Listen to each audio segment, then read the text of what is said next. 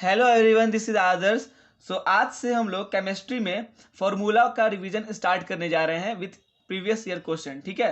सो जैसे मैं ये फॉर्मूला बताऊंगा उसके बाद आप लोग क्या करोगे, अपना प्रीवियस ईयर क्वेश्चन जो भी क्वेश्चन बैंक होगा आपके पास, ठीक है, एमटीजी का, एरिहंत का, उसको निकालोगे और इस चैप्टर को कंप्लीट करोगे। तो आज का हमारा टॉपिक है, चैप्टर है सॉलिड स्टेट। ठीक है, स्टार्ट करते हैं। देखो, इसमें जो भी प्रीवियस ईयर क्वेश्चंस आ चुके हैं उसका जो फॉर्मूला था या जो उसमें पॉइंट्स था मैंने निकाल के यहाँ लिख दिया है, और साथ में जितने फॉर्मूला होते हैं सॉलिड स्टेट में मैंने वो भी लिख दिया। ठीक है। सो ध्यान से देखना, और कौन सा मतलब टॉपिक से किस ईयर में क्वेश्चन आया वो मैंने बता दिया, यहाँ पे लिख दिया हुआ। जैसे देख सकते हो तुम लोग, यहाँ पे 2017 लिखा, 15, 1998, 1994 सब मैंने लिख दिया। ठीक है।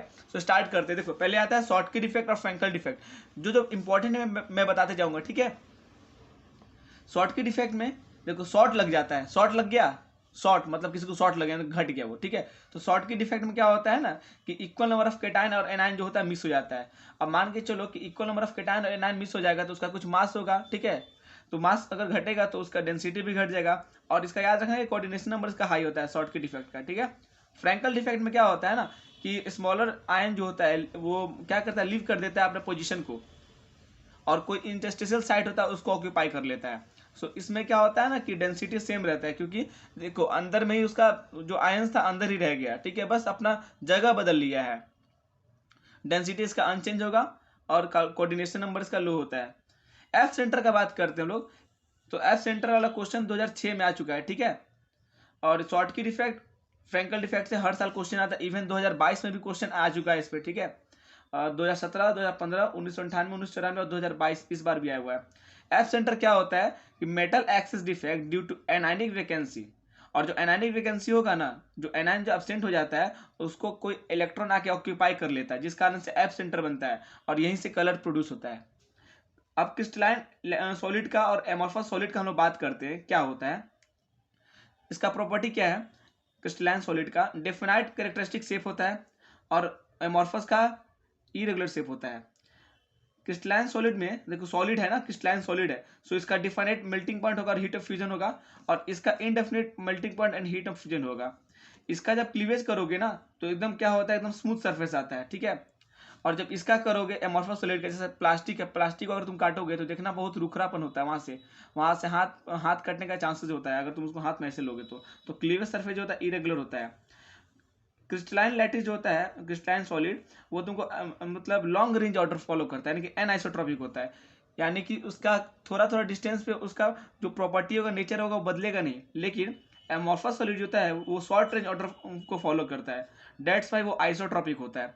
एग्जाम्पल का बात करेंगे तो क्रिस्टलाइन सॉलिड में तुम NaCl, क्वार्ट्ज और डायमंड होता है, और वही एमोर्फस सॉलिड में ग्लास, क्वार्ट्ज ग्लास, रबर और plastic.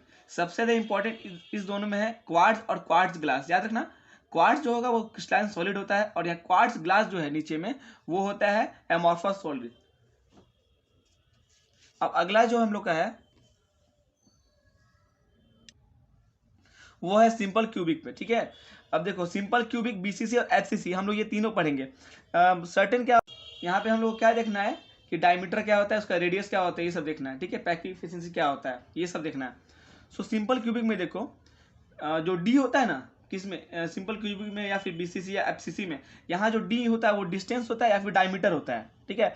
Distance between centre atom और वन कॉर्नर एटम होता है, या फिर उसको डायमीटर बोलते हैं हम लोग। ठीक है। यहाँ देखो, सिंपल क्यूबिक का बात कर लो, डी इजकल टू 2r, और r इजकल टू a/2 होता है। जो रेडियस होता है वो एज लेंथ, एज होता है, एज लेंथ होता है। देखो, एज लेंथ होता है a, d होता है डायमीटर, r होता है radius, so r equal to a/2 होता है। पैकिंग एफिशिएंसी का बात करेंगे तो ये π/6 होता है, 52%। और इसके अरेंजमेंट का बात करेंगे तो ये देखो एक सेम टाइप का होता है, ए इसका पैकिंग होता है और क्लोज पैकिंग होता है। वही बात करेंगे अगर BCC का, सो यहाँ पे जो डायमीटर डिस्टेंस होगा d इक्वल टू 2r होता है, और 2r इक्वल टू √3a/2, और यहाँ से r आता है, इनकी रेडियस आता है 3a, √3a/4।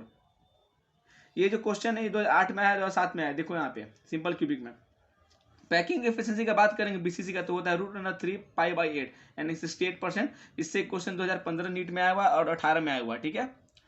अरेंजमेंट का बात करेंगे BCC में तो AB टाइप होता है, और पैकिंग जो होता है इसका पैकिंग तो होता है लेकिन मतलब क्लोज नहीं होता है। ठीक है। इससे क्वेश्चन देखो कहाँ है, 2020 में आ चुका है, 2014, 2010, 2009, 2008 में आया हुआ है, ठीक है। अब इसको याद करने का कैसा तरीका है मैं बताता हूँ, ठीक है। पहले एफसीसी हम लोग देख लेते हैं। एफसीसी में देखो जो डिस्टेंस निकालते हैं, डी इक्वल टू 2r, इसमें क्या होता है 2r equal to A by root under 2, so r equal to A by 2 root 2, या फिर इसका direct formula 4r equal to root under 2 है। और इसमें जो अरेंजमेंट होगा वो ABC टाइप होता है, और जो पैकिंग एफिशिएंसी होता है पाई बाई 3 रूट 2 यानी कि 74% होता है। अब इससे क्वेश्चन आया हुआ है 2012, 2009, 2008 में। देखो पैकिंग हम लोग कैसे याद करेंगे कि अरेंजमेंट उसका कैसा कैसा है। जैसे सिंपल क्यूबिंग में ए टाइप है, इसमें देखोगे तो ए बी टाइप है, और इसमें देखोगे तो ए बी टाइप है, ठीक है ना। तो देखो पहले क्या होगा कि बी के बाद सी आता है, पहले बी आएगा तब बी के बाद ही कुछ आएगा, ठीक है। बी एफ हम लोग को पढ़ना है, इससे बी के बाद एफ आएगा यहाँ पे, ठीक है ना। अब देखो ऐसे याद करो, यहाँ देखो ए हो गया सब में, इसमें देखो ए बी है, तो देखो बी आ रहा है, इसमें एक बार बी आ रहा है, ए बी। इसमें देखो डबल सी है ना, डबल सी है, सो 2 बार सी आएगा यानी कि सी आएगा, यानी कि ABC आएगा इसमें, ठीक है। इसको ऐसे याद कर सकते हो, थोड़ा सा लॉजिक लगा के बस। अब बात करते हैं एफसीसी का। देखो एफसीसी इक्वल टू क्या होता है, A equal to R plus 2r plus R, यहाँ पे केटायन हो जाता है और यहाँ पे एनायन हो जाता है। 1998 में क्वेश्चन आया हुआ है। Number of carbon atom per unit cell of diamond वो होता है 8, ठीक है। 8 होता है, नीट 2013 में क्वेश्चन आ चुका है। डेंसिटी का फॉर्मूला होता है डी इक्वल टू ZM/AQNA, सही है। ये नीट 2018, 13, 2006 और 1996 में क्वेश्चन आ चुका है। देखो अगर बात करते हैं कितना कॉर्नर होता है, कितना फेस होता है, देखो टोटल 8 कॉर्नर होता है, 6 फेस होता है, एज 12 होता है, बॉडी सेंटर 1 होता है, बॉडी डायगोनल 4 होता है, फेस डायगोनल 12 होता है, फेस सेंटर 6 होता है, एज सेंटर 12 होता है, और 2D sin theta equal to n lambda, ये ब्रैग्स इक्वेशन है। इससे क्वेश्चन 1998 में आ चुका है। कंट्रीब्यूशन का बात करोगे तो कॉर्नर जो होता है 1/8 कंट्रीब्यूट करता है, फेस जो होता है 1/2, एज होता है 1/4, और बॉडी सेंटर 1 कंट्रीब्यूशन करता है एटम का। ये एनसीईआरटी में टेबल दिया हुआ है, इसको याद करने का। देखो इसको मैं अगला वीडियो में ट्रिक के थ्रू बता दूंगा कैसे याद करना है, बस यहाँ पे देख लो। Cubic, tetragonal, orthorhombic, hexagonal, rhombohedral, monoclinic और ट्राइक्लिनिक में इसका देखो x a equal to b equal to c, tetragonal का a equal to b equal to not c, orthorhombic का a equal to not b c, और hexagonal a equal to b not c, rhombohedral का a equal to b equal to c, monoclinic का a equal to not c, यानी कि तीनों इसमें बराबर नहीं होगा दोनों, और ट्राइक्लिनिक का a equal to not, b equal to not c, ठीक है। अब यहाँ से एंगल देखो अल्फा बीटा गामा 90 की इक्वल है, 90 इक्वल क्यूबिक, टेट्रागोनल और ऑर्थोरोम्बिक में तीनों alpha equal to beta equal to gamma 90 है। हेक्सागोनल में अल्फा इक्वल टू बीटा 90 तो होता है, लेकिन गामा 120 होता है। रोम्बोहेड्रल में alpha equal to beta equal to gamma equal to not 90 होता है, बराबर नहीं होता 90 के। मोनोक्लिनिक की बात करोगे तो अल्फा इक्वल टू गामा तुमको 90 डिग्री तो होगा, लेकिन बीटा इक्वल टू 90 डिग्री नहीं होता है। वही अगर बात करें ट्राई क्लिनिक तो इसमें क्या होता है, जो एंगल होगा या एक्सिस होगा दोनों बराबर नहीं होता है। देख सकते हो alpha equal to not gamma equal to not 90, और यहाँ पे A equal to not C, ये भी बराबर नहीं है। इसको याद करने का ये जुगाड़ यहाँ पे मैंने लिखा हुआ है, मैं अगले वीडियो में समझाऊंगा इसको। अब बात करते हैं radius ratio, geometry, coordination number और नंबर ऑफ वॉइड कर एग्जांपल्स की, ठीक है। जब भी अगर रेडियस रेशियो तुमको 0.115 के बराबर या फिर उस मतलब 0.255 के अंदर में होगा ये केटायन बाई एनायन रेशियो है, सो वहाँ पे क्या होगा, ज्योमेट्री, प्लेन, ट्रायंगुलर और कोऑर्डिनेशन नंबर 3 आएगा, ठीक है। और यहाँ पे एग्जाम्पल होगा B2O3।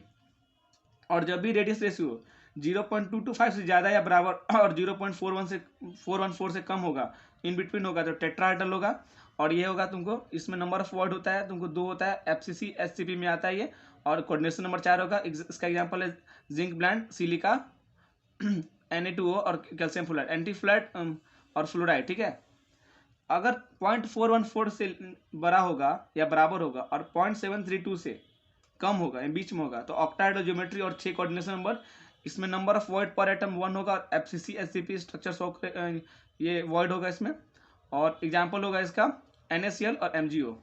अगर 0.732 से ज़्यादा होगा लेकिन बिटवीन 1 होगा, तो यहाँ पे ज्योमेट्रिक क्यूबिकल होगा, कोऑर्डिनेशन नंबर 8 बनेगा, और नंबर ऑफ जो वॉइड होगा पर एटम तुमको 1 होगा, SC वॉइड होगा, और CL इसका एग्जाम्पल होगा। 1993 में क्वेश्चन आया था कि जो लिक्विड क्रिस्टल होता है on heating first become turbid and then on heating turbidity completely disappears. ये 1993 में क्वेश्चन आया हुआ था।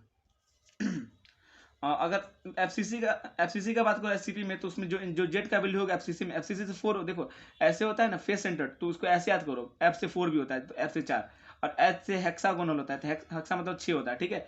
सो अगर टेट्राहेड्रल वर्ड का बात करोगे, ऑक्टाहेड्रल वर्ड का बात करोगे दोनों में, सो एफसीसी पहले आता है, फिर मतलब एचसीपी आता है। सो पहले 4 फिर 6, देखो ऐसे याद करो। सो टेट्राहेड्रल और फिर ऑक्टाहेड्रल आता है, टेट्रा मतलब 4 और ऑक्टा मतलब 8 होता है। सो देखो यहाँ पे 4 हुआ, यहाँ पे 8 हुआ, और हेक्सागोनल में 6 होता है, इसमें ऑक्टाहेड्रल वर्ड 2z का होता है तो 6 दूना 12, और यहाँ टेट्राहेड्रल वर्ड देखो जेड होता है और ऑक्टाहेड्रल 2z होता है, यानी कि अगर जेड तुम्हारा 4 है तो ऑक्टाहेड्रल 2z है तो 8 हो जाएगा, ठीक है। ऐसे इसको याद कर सकते हैं। NaCl जो होता है एक इंसुलेटर होता है।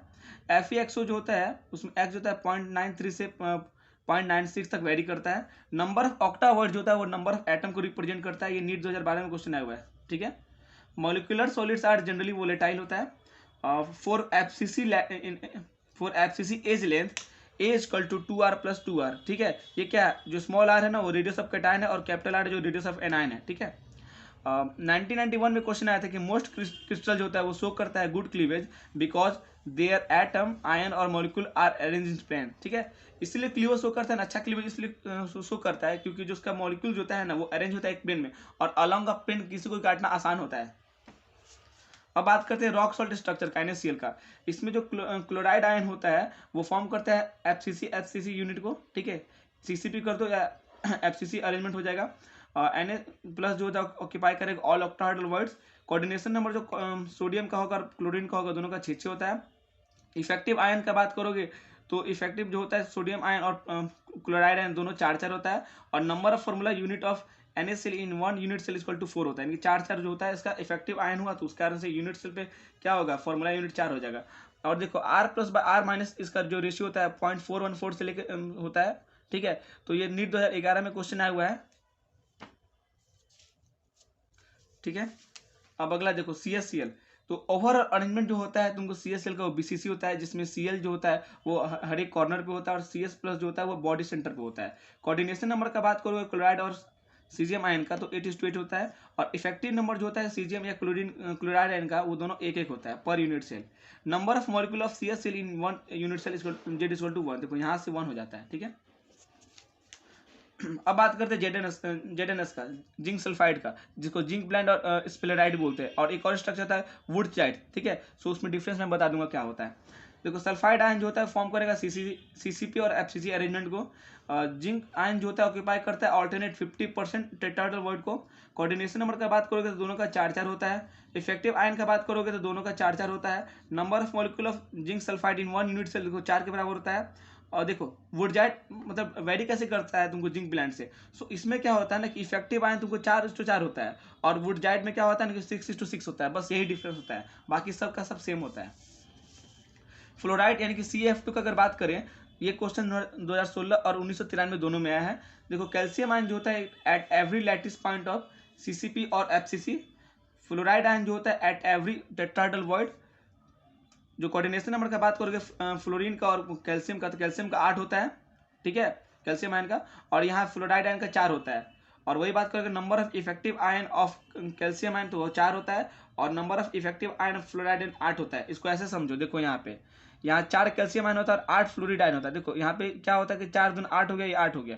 सो इफेक्टिव आयन इसका कितना है कैल्शियम का, यहाँ से देखो 4 है और इसका 8 है, लेकिन कोऑर्डिनेशन अपोजिट शो करता है, यानी क्रॉस करता है। सो इसका कोऑर्डिनेशन कितना हो जाएगा, इसका कोऑर्डिनेशन होगा इसके बराबर, इनके 8 हो गया, और इसका हो गया 4 के बराबर। इसलिए कोऑर्डिनेशन नंबर जो होता है कैल्शियम का 8 होगा, और कोऑर्डिनेशन ऑफ फ्लोराइड आयन का 4 होगा, और फॉर्मूला यूनिट जो होगा CF2 का 1 यूनिट सेल में वो 4 का होता है, और इसका जस्ट अपोजिट होता है Na2O, जिसको एंटी फ्लोराइड स्ट्रक्चर बोलते हैं, ठीक है।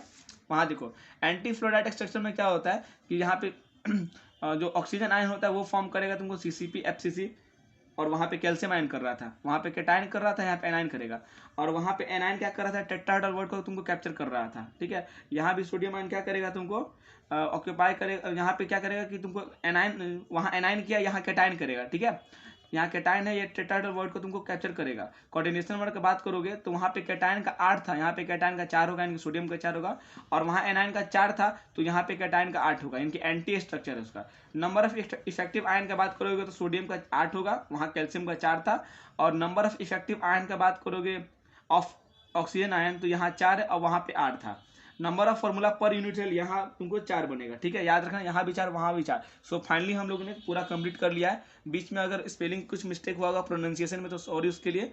बाकी स्टे ट्यून्ड, हम लोग जल्दी सॉल्यूशन चैप्टर को कंप्लीट करेंगे। Thank you so much.